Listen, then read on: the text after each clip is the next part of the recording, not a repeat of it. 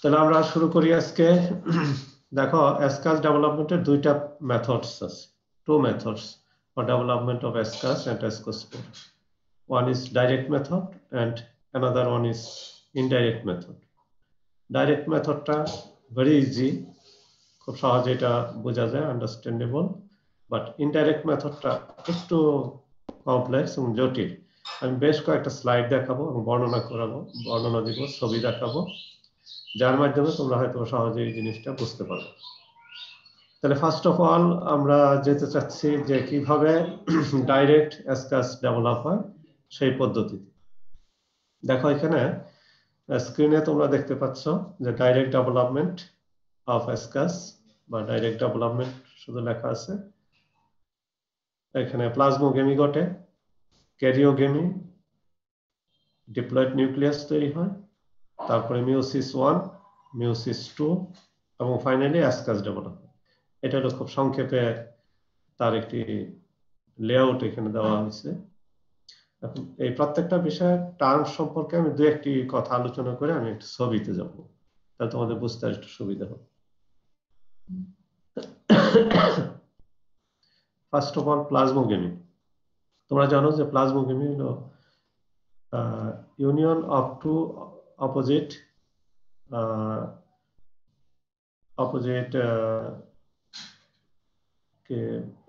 Protoplasm. দুইটা প্রোটোপ্লাজমের একত্রিত হওয়ার কৌশলটাই হলো প্লাজমোগেমি, যেটা আমরা গতকাল দেখেছি যে কিভাবে দুইটা নিউক্লিয়াস একটা সেলের মধ্যে চলে আসে। ফাঙ্গাসের ক্ষেত্রে দুইটা নিউক্লিয়াসের একটা সেলে আসার প্রক্রিয়াটাকে বলা হয় প্লাজমোগেমি।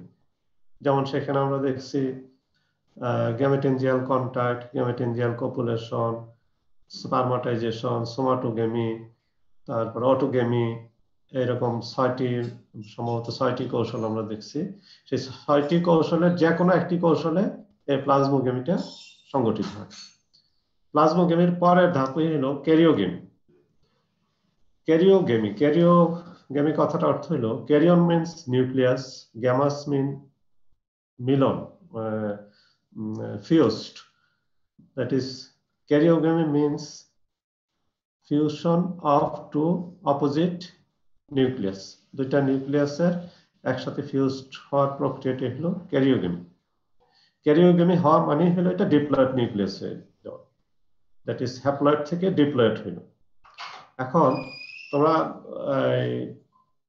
সাধারণ যে প্রক্রিয়া আছে রিপ্রোডাকশনের, সেখানে তোমরা জানো যে ডিপ্লয়েড নিউক্লিয়াস থেকে প্রথমে একটা মিওসিস হয়। মিওসিসে দুইটা হ্যাপ্লয়েড নিউক্লিয়াস তৈরি হয়। ডিপ্লয়েড থেকে মিওসিস 1-এ হয় হ্যাপ্লয়েড, এবং মিওসিস 1-এর পরে আরেকটি মিওসিস হয়, সেটাকে মিওসিস 2 বলা হয়। মিওসিস 2-তে 4 হ্যাপ্লয়েড নিউক্লিয়াস তৈরি হয়। Diploid means 2n, meiosis 1 means n plus n, meiosis 2 means n plus n plus n plus n, এইভাবে এটাকে ইন্ডিকেট করা হয়। এবং এই মিওসিস 2-র পরে এই রিপ্রোডাকশনের প্রক্রিয়াটা অন্যান্য হায়ার অর্গানিজমে শেষ হয়, কিন্তু অ্যাসকোমাইকোটিনাতে আরেকটি মাইটোসিস হয়। তাহলে আরেকটি মাইটোসিস যখন হয় তখন কি হবে? 4টা নিউক্লিয়াস থেকে সরাসরি 8টা নিউক্লিয়াস উৎপন্ন হবে। এই 8টা নিউক্লিয়াসই পরবর্তীতে প্রত্যেকটা এক একটি করে স্পোর বা অ্যাসকোস্পোর তৈরি করবে। সেই অ্যাসকোস্পোরগুলি একটি স্যাক বা থলির ভিতরে অবস্থান করবে। সেই স্যাকটাকে বলা হয় অ্যাসকাস। আর এই যে প্রত্যেকটা নিউক্লিয়াস থেকে একটা করে স্পোর তৈরি হলো, সেই স্পোরগুলিকে বলা হয় অ্যাসকোস্পোর। আমরা ছবিতে একটু দেখে নিই। দেখো, এখানে আমরা বইয়েরই একটি ছবি এখানে একটু দেওয়া আছে। সেটা হলো দুইটা গ্যামেটের কাছাকাছি আসলো, ফিউজড হলো, ফিউজড হয়ে এই যে এখানে দেখো প্লাজমোগেমি হলো। এখানে দেখা যাচ্ছে কিনা আমি জানি না। এই যে দিস ইজ প্লাজমোগেমি। এই পর্যন্ত আমরা এটাকে প্লাজমোগেমি বলতে পারি, যদিও ক্যারিওগেমি শুরু হয়ে গেছে। এটা তো কন্টিনিউয়াস প্রসেস, সরাসরি ছবিতে এইভাবে দেখানো যাবে না। একটার পর একটা এটা কিন্তু চলতে থাকে, এমন না যে প্রত্যেকটা আলাদা আলাদা কোনো ডিস্টিংক্ট সেপারেশন আছে, তা নয়। তাহলে এই দুটা গ্যামেট কাছাকাছি আসলো, এখানে ফিউজড হলো, দ্যাট ইজ প্লাজমোগেমি সম্পন্ন হয়ে গেল। এখানেও এই প্রক্রিয়াটাকে আমরা প্লাজমোগেমি বলতে পারি, যদিও ক্যারিওগেমি স্টার্ট হয়ে গেছে, কারণ এখানে দেখো ফিউজড হচ্ছে দুইটা নিউক্লিয়াস, আর এখানে এসে দুইটা নিউক্লিয়াস কমপ্লিটলি ফিউজ হয়ে গেছে, ফিউজড হয়ে ক্যারিওগেমি, দ্যাট ইজ ডিপ্লয়েড নিউক্লিয়াস তৈরি হয়েছে। আর ডিপ্লয়েড নিউক্লিয়াস তৈরি হওয়ার পরের ধাপটাই হলো meiosis 1, this is 2 haploid nucleus n+n। Meiosis 1 এর পরে এটা হলো মিওসিস 2, যদিও এখানে লেখা নেই, লেখা আছে অবশ্য, লেখাটা নিচে চলে আসছে। এই মিওসিস 2 হইয়া এখানে 4 হ্যাপ্লয়েড নিউক্লিয়াস তৈরি হয়। এই 4 হ্যাপ্লয়েড নিউক্লিয়াস থেকে পরবর্তীতে দেখো আরেকটি মাইটোসিস হয়, যেটা একটু exceptional in case of Ascomycotina fungus.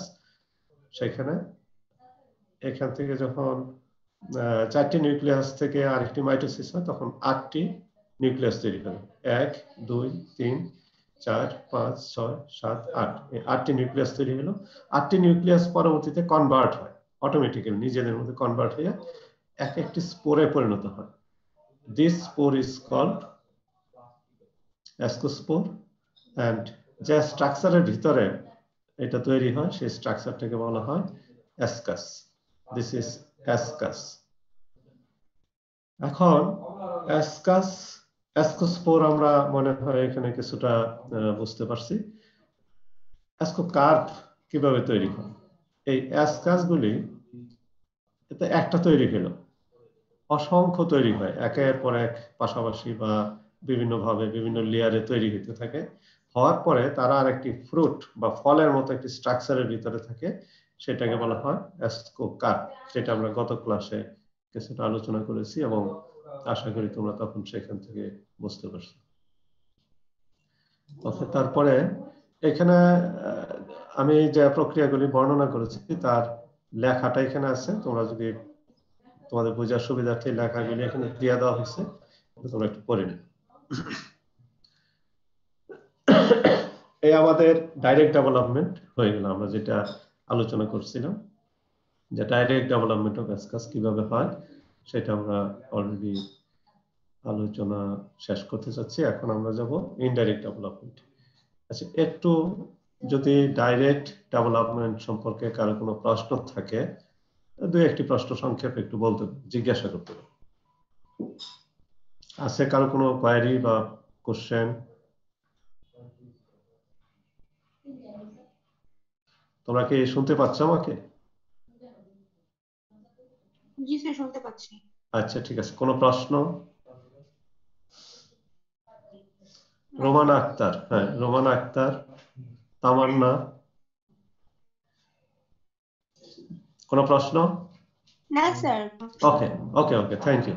তাহলে আমরা ইনডাইরেক্ট ডেভেলপমেন্টে যাচ্ছি।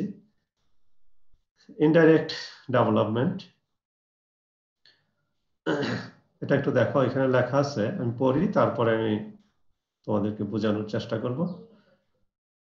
অ্যান্থেরিডিয়াম and ascogonium contact with each other.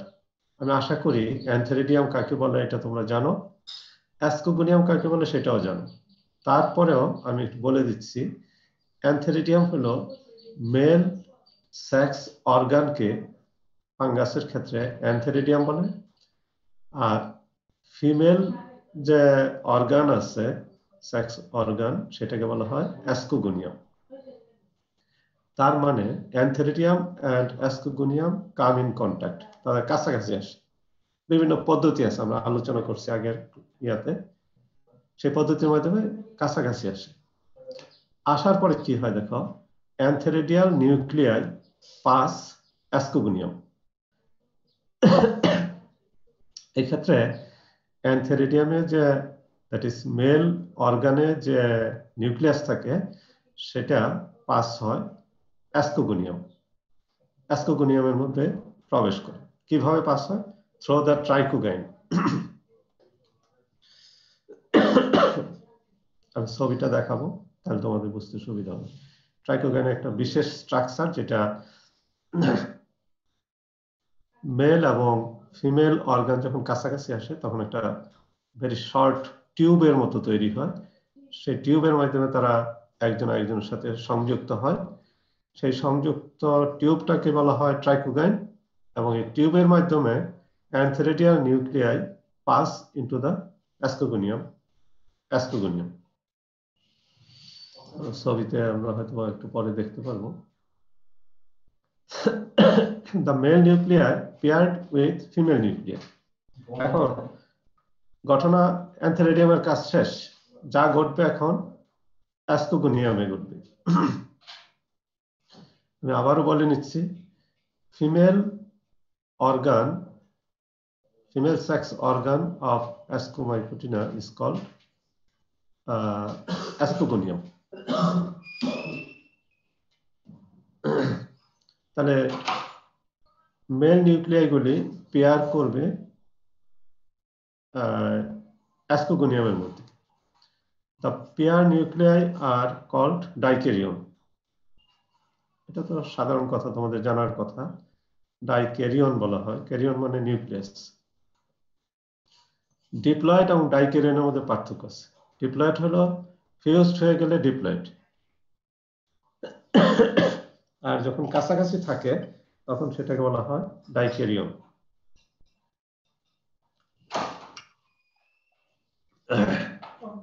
Sorry, আমার একটু কাশি হচ্ছে। The wall of Ascogonium give rise to many papilla-like outgrowth and develop short ascogenous hyphae. এখানে একটি ঘটনা ঘটে। অ্যাসকোগোনিয়ামে যখন মেল এবং ফিমেল নিউক্লিয়াসগুলি পেয়ার হয় তখন অ্যাসকোগোনিয়ামের ওয়াল, দেয়াল যেটা, সেখানে একটু আউটগ্রোথ হয়, একটু ফুলে ওঠে। সে ফুলে ওঠা অংশটাকে বলা হয় প্যাপিলা। এই প্যাপিলার ভিতরে এই পেয়ার নিউক্লিয়াসগুলি প্রবেশ করে, জোড়ায় জোড়ায় তারা প্রবেশ করে। That the pair nuclei migrate into the Ascogonium hyphae. That is, যে আউটগ্রোথ হলো প্যাপিলা লাইক স্ট্রাকচার, যেটাকে আমরা অ্যাসকোজেনাস হাইফি বলতেছি, সেই অ্যাসকোজেনাস হাইফিতে পেয়ার নিউক্লিয়াসগুলি প্রবেশ করে। The terminal cell of Ascogenous hyphae carved and formed a cruzier. ওই যে প্যাপিলা লাইক স্ট্রাকচার যেটাকে আমরা অ্যাসকোজেনাস হাইফি বলছি, সেটা একটু লম্বা হয়ে পরবর্তীতে একটা কার্ভ, বাঁকা হয়, মাথাটা বাঁকা হয়ে যায়। বাঁকা অংশটাকে বলা হয় ক্রুজিয়ার বা হুকের মতো হয়। Both the nuclei of cruzier divide simultaneously to form 4 nuclei. এখানে এই ক্রুজিয়ার বা হুকের মধ্যে যে দুইটা নিউক্লিয়াস প্রবেশ করে, অনেকগুলো নিউক্লিয়াসে যায়, তার মধ্যে দুইটা নিউক্লিয়াস এই হুকের মধ্যে প্রবেশ করে, তারা সেখানে ডিভাইড হয়। ডিভাইড হয়ে 4টা নিউক্লিয়াস তৈরি হয়। আমরা ছবিতে দেখলে এটা আরো ক্লিয়ার হবে, আমরা দেখব। আচ্ছা, আমরা যা আলোচনা করছি তার একটি সার সংক্ষেপ এখানে আমি দেখাচ্ছি ছবিতে, আমাদের সুবিধা হবে।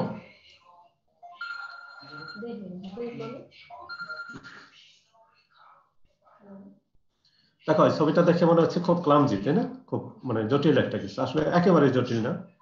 আমি প্রথম থেকে ধীরে ধীরে এই জিনিসটা আমি বোঝানোর চেষ্টা করব, আশা করি তোমরা বুঝবা। শুরু করি আমরা এখান থেকে, একেবারে অ্যাসকোস্পোর থেকে। দেখো, এগুলো অ্যাসকোস্পোর দুই ধরনের, তাই না? একটা লাল আর একটা ব্লু। এরা জার্মিনেট করে, অ্যাসকোস্পোর জার্মিনেট করে কি করবে? হাইফা বা মাইসেলিয়াম তৈরি। এটা মেল আর এটাকে আমরা ফিমেল ইন্ডিকেট করতেছি। জার্মিনেট করে এখন তারা থ্যালাস তৈরি করছে। এটা পুরোপুরি দেখানো হয়নি, আছে। এই থ্যালাসের মধ্যে দুই ধরনের স্ট্রাকচার তৈরি হয়, যেটা আমরা বলছি অ্যাসকোগোনিয়াম আর অ্যান্থেরিডিয়াম। এই পরের ছবিতে এখানে দেখানো যাচ্ছে, এটা হলো antheridium, this structure, and this structure is called ascogonium. তারপর আমরা কি বলছি যে অ্যান্থেরিডিয়াম এবং অ্যাসকোগোনিয়াম কাছাকাছি আসলে তাদের মধ্যে একটা টিউব লাইক স্ট্রাকচার তৈরি হয়, যে এখান থেকে এই পর্যন্ত। This tube like structure is called trichogyne. আশা করি তোমরা বুঝতেছ এবং দেখাও যাচ্ছে। দিস ট্রাইকোগাইন, ট্রাইকোগাইনের মাধ্যমে দেখো এই মেল নিউক্লিয়াইগুলি অ্যাসকোগোনিয়ামে প্রবেশ করবে, এখান থেকে আসা এখানে ঢুকবে। অলরেডি একটা নিউক্লিয়াস ঢুকছে, আমরা যদি এখানে আরো দুই একটা দেখাইতে পারতাম তাহলে সুবিধা হইতো, তোমাদের বুঝতে সুবিধা হইতো। এটা আসলে নেট থেকে নেওয়া একটা ছবি, যার কারণে আমি এটাকে আর মডিফাই করতে পারিনি। আরেকটু এখানে একটা নিউক্লিয়াস দেখাই দিলে তোমাদের বুঝতে সুবিধা হচ্ছে। যাই হোক, আমরা ধরে নিচ্ছি যে এই মেল নিউক্লিয়াইগুলি এই ফিমেল অ্যাসকোগোনিয়ামে প্রবেশ করছে, সব মেল নিউক্লিয়াই এখানে চলে আসছে। আসার পরে এই যে আউটগ্রোথ কথা আমরা বলছি, এই প্যাপিলা লাইক স্ট্রাকচার আউটগ্রোথ হয়েছে, এবং এই যেটাকে আমরা অ্যাসকোজেনাস হাইফা বলছি, দিস এটাকে আমরা হাইফা বলি, অ্যাসকোজেনাস হাইফা। এখানে দেখো পেয়ার অবস্থায়, প্রত্যেকটা নিউক্লিয়াস পেয়ার অবস্থায় ঢুকছে, দ্যাট ইজ মেল এবং ফিমেল, মেল মেল ফিমেল, এখানে কিন্তু তাই। এখন পরবর্তীতে আমরা এই অংশটা অ্যাসকোগোনিয়াম এবং অ্যান্থেরিডিয়াম আর দেখাচ্ছি না, পরের ছবিতে শুধু আমরা অ্যাসকোজেনাস হাইফা যেটা নিয়ে আমাদের মূল কাজ, এটা আমরা দেখাচ্ছি। এখানে দেখো এটা কার্ভ হয়েছে, একটু বাঁকা হয়েছে। এই কার্ভ হওয়া অংশটাকে বলা হয় ক্রুজিয়ার, লেখা আছে ক্রুজিয়ার।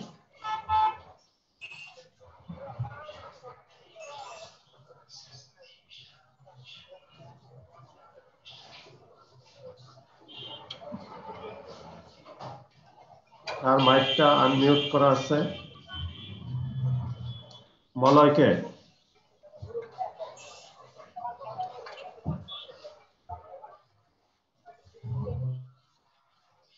মলয় আমি কিন্তু লিখে রাখবো।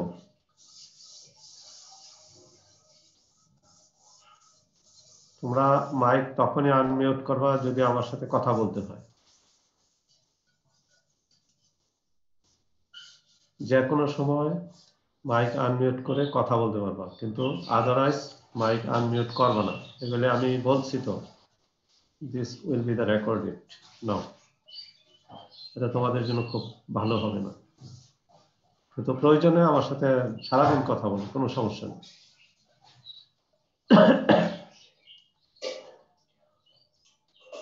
ওকে, দেখো এই যে ক্রুজিয়ারের কথা বলছিলাম, এটা বাঁকা হয়ে এটা ক্রুজিয়ার হইল। এখন কি ঘটনা ঘটে, এই যে প্রথম যে নিউক্লিয়াস সামনের দিকে, এটা সামনের দিকে চলে আসে, আবার এই নিউক্লিয়াসটাও নিচের দিকে থাকে। এই দুইটা নিউক্লিয়াস উপরের দিকে চলে যায়, এই যে এইখান থেকে সেকেন্ড এবং থার্ড নিউক্লিয়াস উপরের দিকে গেছে। দেখো 1 2, প্রথমটা সামনে চলে আসছে, লাস্টেরটাও নিচের দিকে আছে। আসার পরে এখানে একটা সেপারেশন তৈরি হয়, আর এই বাঁকা অংশ থেকে এখানে আরেকটা সেপারেশন, দুইটা সেপারেশন তৈরি হয়। সেপারেশন তৈরি হয়ে তিনটা সেল গঠন করে। এখানে কিন্তু কোনো সেপারেশন ছিল না অ্যাসকোজেনাস হাইফাতে, এখানে সেপারেশন তৈরি হলো। এটা হলো টিপ সেল, এটা পেনাল্টিমেট সেল, আর এই নিচের সেলটাকে বলা হয় ব্যাসাল সেল। এই তিনটা সেল তৈরি হয়। এখন যে পেনাল্টিমেট সেল, এই দুইটা কিন্তু পেয়ার অবস্থায় আছে, বাকিটা কিন্তু সিঙ্গেল হয়ে গেছে, খেয়াল করো সিঙ্গেল। এদের মধ্যে এখন ক্যারিওগেমি করবে, নাথিং বাট জাস্ট এদের মধ্যে ক্যারিওগেমি করবে।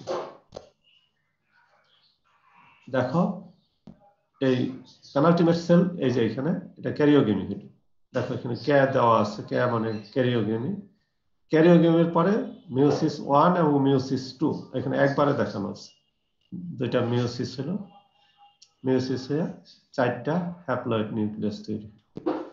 এদের মধ্যে আবার সেই আগের প্রক্রিয়ায় অনুযায়ী একটা মাইটোসিস হবে, মাইটোসিস হয়ে 8টা নিউক্লিয়াস তৈরি হবে। 1 2 3 4 5 6 7 8 ইন্টারেস্টিং হলো এই 8টার মধ্যে দেখা যায় 4টা হয় মেল টাইপ আর 4টা হয় ফিমেল টাইপ।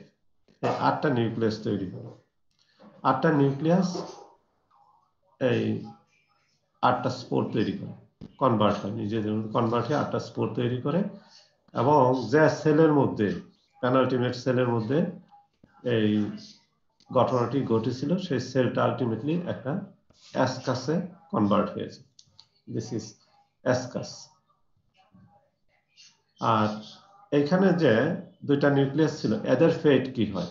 এরা আবার দেখো আবার এইভাবে একত্রিত হয় হয়ে পাশে থেকে আবার দেখাচ্ছি, এটা এখানে পরে এখানে দেখায় নেই, এটা আবার এখান থেকে একত্রিত হয়ে এখানে আবার এক ক্যারিওগেমি হয়, মিয়োসিসে এখান থেকে আরেকটি অ্যাসকাস তৈরি করে। এইভাবে ক্রমান্বয়ে প্রক্রিয়াগুলি চলতে থাকে।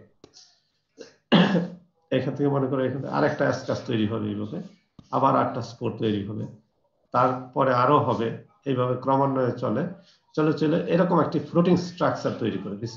This types of floating structure. আর যখন অ্যাসকাস ম্যাচিউর হয়ে যায় এবং অ্যাসকোস্পোরগুলি যখন ম্যাচিউর হয় তখন এটা ফেটে যায় বা বিভিন্ন প্রক্রিয়ায় স্পোরগুলি বের হয়ে যায়। ম্যাচিউর হলে স্পোরগুলি বের হয়ে যায়, আবার সেইভাবে তারা জার্মিনেশন করে, মাইসিলিয়াম তৈরি করে, তারপরে মাইসিলিয়াম থেকে আবার অ্যাসকোগোনিয়াম তৈরি হয়, অ্যান্থিরিডিয়াম তৈরি হয়, আবার এই প্রক্রিয়াটা এইভাবে চলতে থাকে ক্রমান্বয়ে। আমি আশা করি তোমরা কিছুটা হলেও ধারণা নিতে পেরেছো। আরেকটি ছবি আছে, আমরা ওই ছবিটা একটু দেখি, ওই একই নেট থেকে নেওয়া।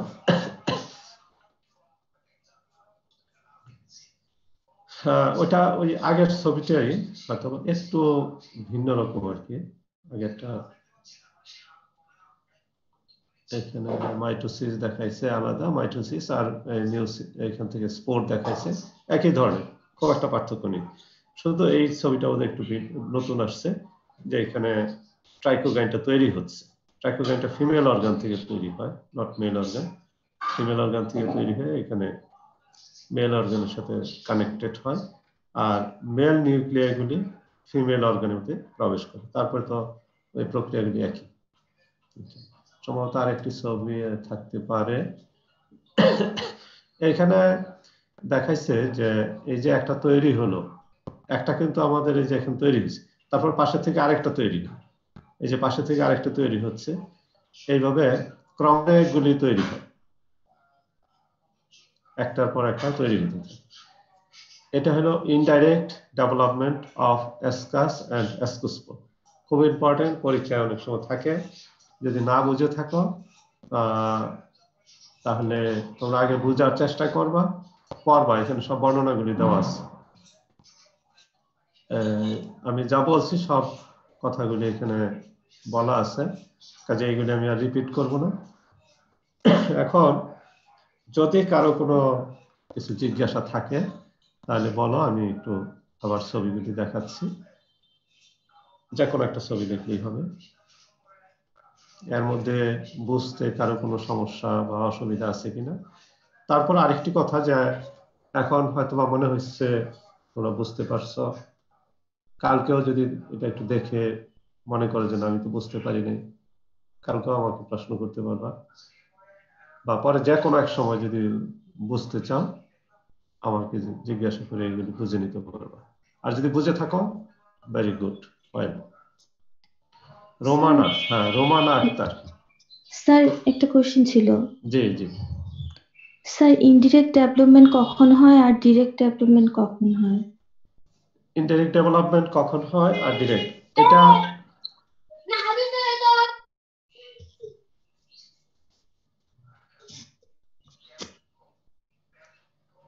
আচ্ছা রোমানা, তোমার প্রশ্ন উত্তর বলতেছি। এটা নির্ভর করে আসলে জেনাস, স্পিসিস, এনভায়রনমেন্ট, অনেক কিছুর উপর। ইনডাইরেক্ট কখন হবে বা ডাইরেক্ট কখন হবে এগুলি ডিপেন্ড করে স্পিসিসের উপর, জেনাসের উপর, এনভায়রনমেন্টের উপর, ইত্যাদি ইত্যাদি অনেক কিছুর উপর নির্ভর করে। সুনির্দিষ্ট কোনো ফ্যাক্টরের উপর এটা নির্ভর করে না। ঠিক আছে?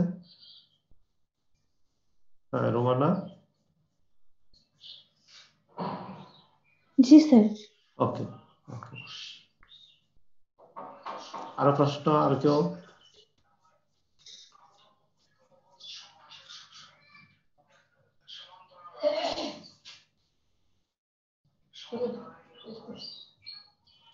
আমি আশা করি সবাই বুঝেছে, কারণ তোমরা খুব এক্সপার্ট জানি, এবং এফিসিয়েন্ট এবং মনোযোগ দিয়ে শুনছ, কাজেই আর বুঝতে কারো সমস্যা নেই। আর অনেকে তো রেকর্ড বাজায় পরে শোনো বা চেষ্টা করো, তারা এটা আসলে পরে যারা শোনে নাই তাদের জন্য একটু ডিফিকাল্ট হবে, অনেক সময় বুঝতে পারবে না। এতগুলি ছবি এখানে দেওয়া, একটার পর একটা, কোনটা কি মানে এটা বোঝা একটু মুশকিল হয়ে যেতে পারে। কাজে আমি মনে করি তোমাদের এই রেকর্ড টেকর্ড না করে সরাসরি ক্লাসে উপস্থিত থাকা ভালো। অনেকেই ক্লাসে উপস্থিত নাই, থাকে না, আমি জানি, অ্যাটেন্ডেন্স দিয়ে তারা অন্য জায়গায় চলে যায়। এই কাজটি করলে তোমাদের জন্য ক্ষতি হবে। করতে পারো সেটা তোমাদের ব্যাপার, কিন্তু তোমাদের ক্ষতি হবে। ওকে, আমরা এখন আরেকটা জিনিসের একটু কথা বলবো, সেটা হলো এসকাস। স্পোর ধারণকারী যে স্ট্রাকচার, সেটাকে এসকাস বলা হয়, বা প্লুরাল বলা হয় এসআই। এটা দুই ধরনের হয়, একটা ইউনিট ইউনিকেট আর একটা বাইট ইউনিকেট। এটা বলতেছি এই জন্য যে এটা পরে আমাদের কাজে লাগবে। দেখো এখানে লেখা আছে ইউনিট ইউনিকেট, একটা কথা, ইউনিট ইউনিকেট। আর এটা হলো বাইট ইউনিকেট। ছবি দেখে বলো তো কি পার্থক্য আছে? দিস ইজ বাইট ইউনিকেট, আর একটা সিঙ্গেল লেয়ার আর একটা ডাবল লেয়ার। গুড গুড, একটা সিঙ্গেল লেয়ার আর একটি ডাবল লেয়ার, এটাই পার্থক্য, আর কিছু না। তার যে লেয়ারটা থাকে এসকাসের বাইরের যে আউটার লেয়ার, সেটা সিঙ্গেল থাকে। সিঙ্গেল থাকলে হলো ইউনিট ইউনিকেট। আর এখানে যদি এটা দেখাচ্ছে ডাবল লেয়ার, এই যে একটা লেয়ার আছে তারপর আরেকটা লেয়ার, এরকম যখন ডাবল লেয়ার থাকে তখন এটাকে বাইট ইউনিকেট বলা হয়। আমরা পরবর্তীতে যখন ক্লাসিফিকেশন করব সেখানে এই ক্যারেক্টারটা আসবে, ইউনিট ইউনিকেট, বাইট ইউনিকেট। যার কারণে আমি এটাকে একটু অ্যাডভান্স দেখায় নিলাম, যেহেতু এসকাস ডেভেলপমেন্ট আমাদের হয়ে গেছে অলরেডি, কাজেই এসকাসের এই ক্যারেক্টারটা আমাদের জানা দরকার। আমরা একটু অ্যাডভান্স হই। ক্লাসিফিকেশন, Ainsworth 1973 6 ক্লাস এসকোমাইকোটিনা সাবডিভিশনকে 6টা ক্লাসে ভাগ করছে। একটা হলো হেমিএসকোমাইসিটিস, লোকিউলোএসকোমাইসিটিস, প্ল্যাক্টোমাইসিটিস, ল্যাবিওলভেনিওমাইসিটিস, পাইরিনোমাইসিটিস এন্ড ডিসকোমাইসিটিস। খুব কঠিন নামগুলি, তাই না? প্রথমটা সহজ, হেমিএসকোমাইসিটিস, মনে থাকবে? থাকবে? একজন বলো দেখি, দেখে দেখে বলো, কে বলতে পারো? হেমিঅ্যাসকোমাইসিটিস। জি। Loculoascomycetes. Good. Plectomycetes. Good. Beniomycetes. Very good. Pyrenomycetes আর discomycetes. Very good Tamanna, very good. আচ্ছা, এই নামগুলো একটু কঠিন, এই জন্য তোমাদেরকে দিয়ে একবার একটু বলায় নিলাম। এখন আমরা প্রত্যেকটার বর্ণনা না, আমরা যেটা যেটা দরকার সেটাতে আমরা যাব। আমরা হেমিঅ্যাসকোমাইসিটিস দরকার আছে আমাদের, সেটাতে আমরা একটু যাব। হেমি কথাটার এন্টোমোলজিতে পাইছো? হেমিলাইটটা পাইছো না? মনে আছে? হ্যাঁ, কি হেমি মানে কি? হাফ। Half, right.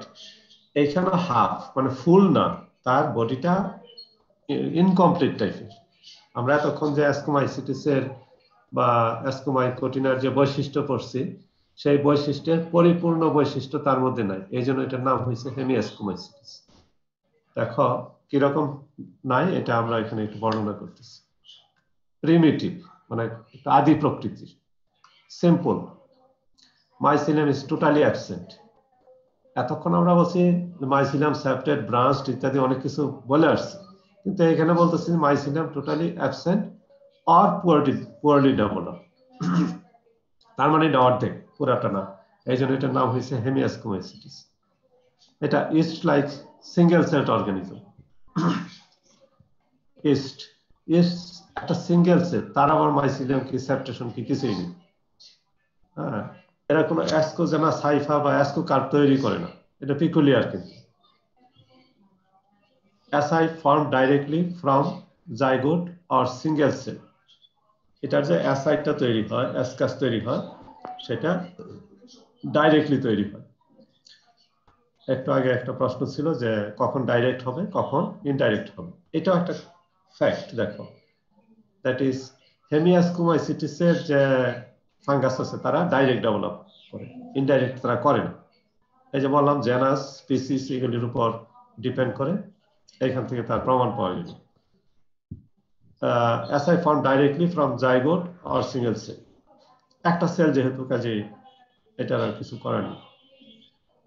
এটার একটি অর্ডার হলো এন্ডোমাইসিটালিস। একটা ফ্যামিলি আছে স্যাকারোমাইসিটিসি, জানাস হলো স্যাকারোমাইসিস, আর স্পিসিস হলো স্যাকারোমাইসিস সিরিবিসি। এখানে যে জিনিসটা উপস্থাপন করা হয়েছে ভেরি শর্ট, মিনিমাম এই জিনিসটুকু তোমাদের জানা থাকতে হবে, না হলে কিন্তু একটু সমস্যা। এই জন্য এটা খুব শর্টলি এখানে বলা হয়েছে। বহু ক্যারেক্টার আছে, এগুলো আমাদের এতটা মনে রাখা সম্ভব না। আমরা শুধু মনে রাখবো যে ভেরি প্রিমিটিভ, এটা ইনকমপ্লিট তার লাইফ, ডাইরেক্ট অ্যাসকাস ডেভেলপ করে। আর এদের একটা অর্ডার হলো এন্ডোমাইসিটালিস, জানাস হলো স্যাকারোমাইসিটিসি, সরি ফ্যামিলি হলো স্যাকারোমাইসিটিসি, জানাস হলো স্যাকারোমাইসিস, আর একটা স্পিসিস হলো স্যাকারোমাইসিস সিরিবিসি।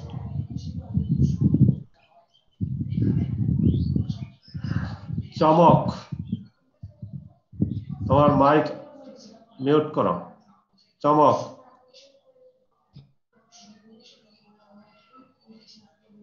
তোমাদের কি সমস্যা হয় আমি বুঝি না। আমি যদি নামগুলি লিস্ট করি তোমাদের জন্য কি মঙ্গল হবে? অ্যাটলিস্ট ফাইনালের ভাইভাতে তো যা ধরা পড়বো, আমার সামনে তো ভাইভা দিতেই হবে কোনো না কোনো সময়। কি প্রয়োজন এই ডিস্টার্বটা করার?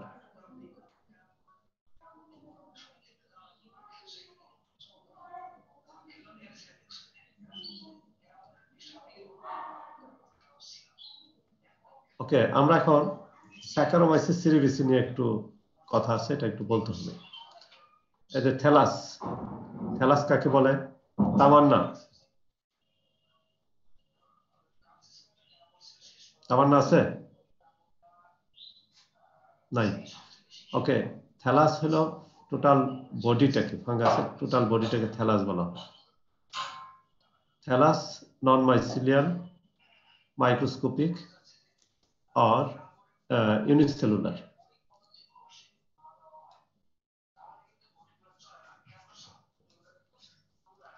Cell round, spherical, elliptical or oval. তার যে সেল একটাই সেল, এটা রাউন্ড হইতে পারে, স্ফেরিক্যাল টাইপের হয়, ইলেকট্রিক্যাল হইতে পারে, অথবা ওভাল শেপ। তাদের অ্যাসেক্সুয়াল রিপ্রোডাকশন হয় বাই বাডিং এর মাধ্যমে। আমরা কিন্তু এতক্ষণ যে অ্যাসকাস ডেভেলপমেন্ট দেখছি, এটা কিন্তু সেক্সুয়াল রিপ্রোডাকশনের ক্ষেত্রে। আমরা আগে কিন্তু পরে আসছি যে এদের সেক্সুয়াল এবং অ্যাসেক্সুয়াল দুই ধরনের রিপ্রোডাকশন হয়। অ্যাসেক্সুয়াল রিপ্রোডাকশন বিভিন্ন পদ্ধতিতে হইতে পারে, তার মধ্যে একটা পদ্ধতি হলো বাডিং, তারপরে হইলো মাইসিলিয়াল ফ্র্যাগমেন্টেশন, কনিডিয়া প্রোডাকশন, ক্লামাইডোস্পোর প্রোডাকশন ইত্যাদি, আরো অনেক পদ্ধতি আছে। স্যাকারোমাইসিসের ক্ষেত্রে এটা অ্যাসেক্সুয়াল রিপ্রোডাকশনটা হয় থ্রু বাডিং এর বাডিং।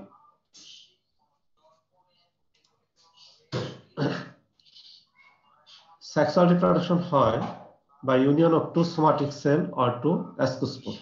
তার সেলই তো একটা, কাজে এখানে অ্যাসকোগোনিয়াম বা অ্যানথেরিডিয়াম এগুলি তৈরি হওয়ার খুব একটা সুযোগ নেই। এই ক্ষেত্রে দুইটা সেল একত্রে ফিউজড হয়ে সেক্সুয়াল রিপ্রোডাকশন বা ডাইরেক্ট ডেভেলপমেন্ট হয়। Plasmogamy and karyogamy takes place and diploid zygote is formed which change into an ascus, যেটা আমরা ডাইরেক্ট ডেভেলপমেন্টে পড়ে আসছি অলরেডি। সংক্ষেপে এখানে বলা আছে ascospore develop in the ascus. Ascospore are typically 8 number. এটা তো আমরা জানি যে ascospore সংখ্যায় 8টি হবে, কম বা বেশি হবে না টিপিক্যালি। ব্যতিক্রম আছে, ব্যতিক্রম হইলে অনেক কিছুই হয়। মানুষের সন্তানতা স্বাভাবিক হয়, অনেক সময় ব্যতিক্রম হয়, অটিস্টিক হয়, অনেক ধরনের সমস্যা হয়, সেগুলি না, ব্যতিক্রমে আমরা যাব না, আমরা টিপিক্যালটাই বলব। দেখো স্যাকারোমাইসিস সিরিজের লাইফ সাইকেলটা একটু দেখো এখানে, আমরা এখান থেকে দেখাবো তাদের লাইফটা কিভাবে কমপ্লিট হয়। এটা পরীক্ষায় অনেক সময় থাকে যে draw and describe the life cycle of Saccharomyces cerevisiae. আমরা কোন জায়গা থেকে শুরু করতে পারি? এখান থেকে শুরু করি আমরা।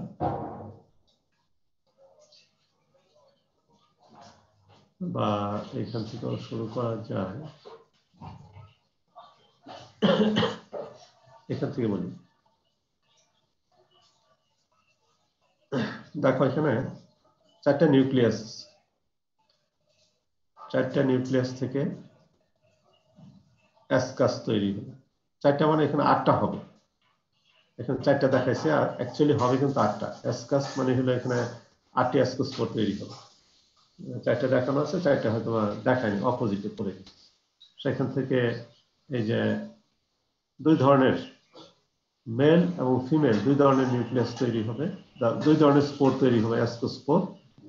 সেই অ্যাসকোস্পোরগুলি দেখো বার্ডিং হইল, এই যে এখানে বার্ডিং হয়।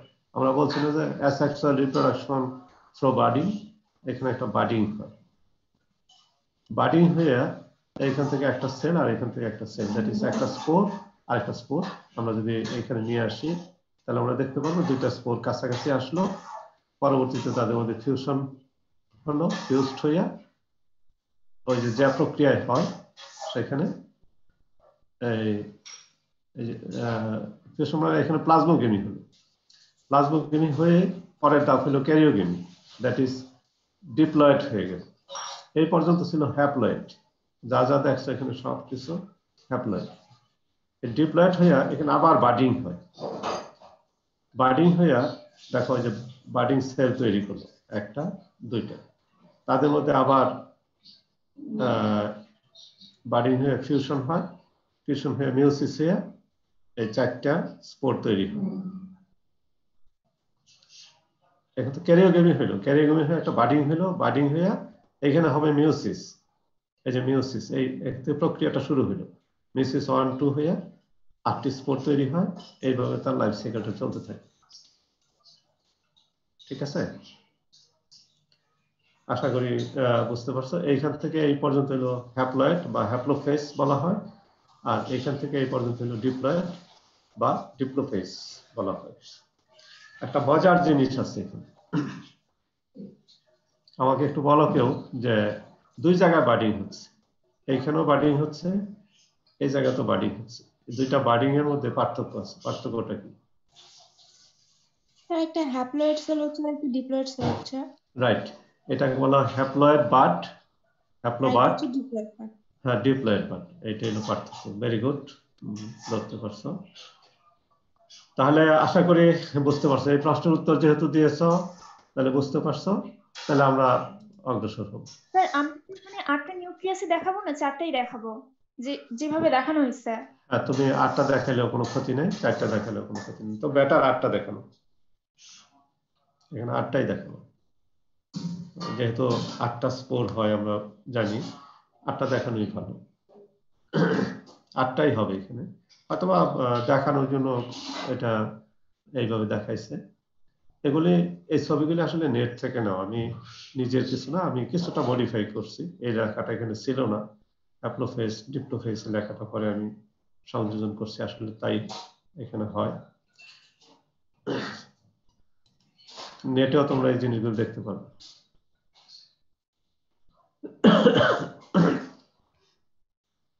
আরেকটি ক্লাস হলো প্ল্যাক্টোমাইসিটিস।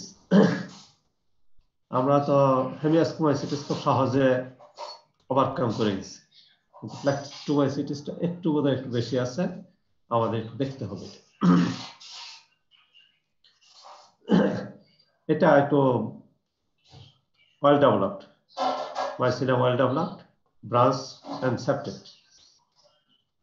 Conidiophore developed from mycelium, bear large number of conidia. Conidiophore developed from mycelium, bear large number of conidia. এই কথাটার মানে কি কেউ একটু ব্যাখ্যা করতে পারবা?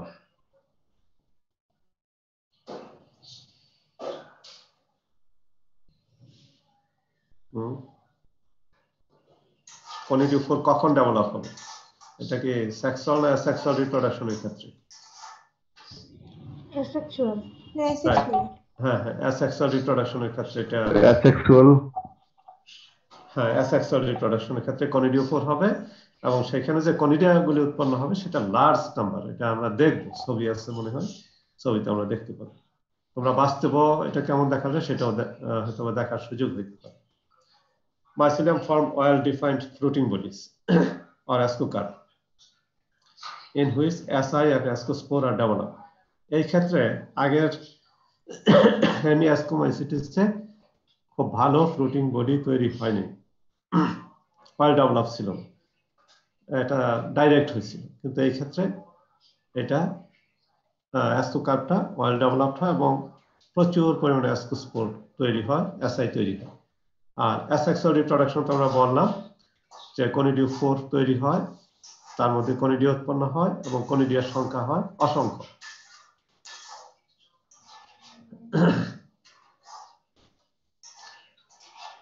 এসআই আর টিপিক্যালি 8 স্পোর, এটা আমরা জানি যে অ্যাসকাসের মধ্যে এসআই আর অ্যাসকাস পার্থক্য কি? কে বলবে? তামান্না? স্যার সিঙ্গুলার আর প্লুরাল? কোনটা singular? Sir asci, sir asci plural. হ্যাঁ, এসকাই বলে না, এটাকে এসআই, এএসসিআই, হ্যাঁ এসআই, প্লুরাল। Right right. আর ascus singular. Okay, thank you very much. SI are irregularly arranged within ascocarp. এটা তার অ্যারেঞ্জমেন্ট বলছে যে ইরেগুলারলি অ্যারেঞ্জ হয়। এটার আর খুব বেশি আমরা আলোচনায় যাব না, তোমাদের কারো ইন্টারেস্ট থাকলে একটু বেশি পড়ে নিবা। অনেকগুলি বই আছে তোমরা জানো, সিজা আলেক্সোপোলাস এন্ড মিমসের একটা বই আছে, ইন্ট্রোডাক্টরি মাইকোলজি। তারপরে টেক্সট বুক অফ ফানজাই, ওপি শর্মা, আরো মাইকোলজির অনেক বই আছে, তোমরা ইচ্ছা করলে দুইটা বই পড়তে পারো, এগুলি সহজভাবে বর্ণনা করা আছে। এগুলি এদের একটা অর্ডার হলো ইউরেশিয়ালিস, ফ্যামিলি হলো ইউরেশিয়াসি, জেনাস অ্যাসপারজিলাস এন্ড পেনিসিলিয়াম। এটা আশা করি বুঝতে পারছো যে এটা অসংখ্য স্পোর তৈরি করে কনিডিওফোরের মধ্যে, এটা আমরা আলোচনা করছিলাম। অ্যাসপারজিলাস যে স্পোর তৈরি করে কি পরিমাণ, এটা তোমরা দেখছো অলরেডি প্র্যাকটিক্যাল ক্লাসে, কিছু হলেও দেখছো যারা অ্যাসপারজিলাস স্টাডি করছো। আমি জানি না অনেকেই করছে কিনা, যদি করে থাকো তাহলে হয়তো কিছুটা বুঝতে পারছি। তাহলে এটা মনে রাখতে হবে যে অর্ডার হলো ইউরেশিয়ালিস, ফ্যামিলি ইউরেশিয়াসি, জেনাস হলো অ্যাসপারজিলাস আর পেনিসিলিয়াম। গুরুত্বপূর্ণ দুইটা জেনাস আমরা শুধু আলোচনা করছি, আরো অনেক জেনাস আছে।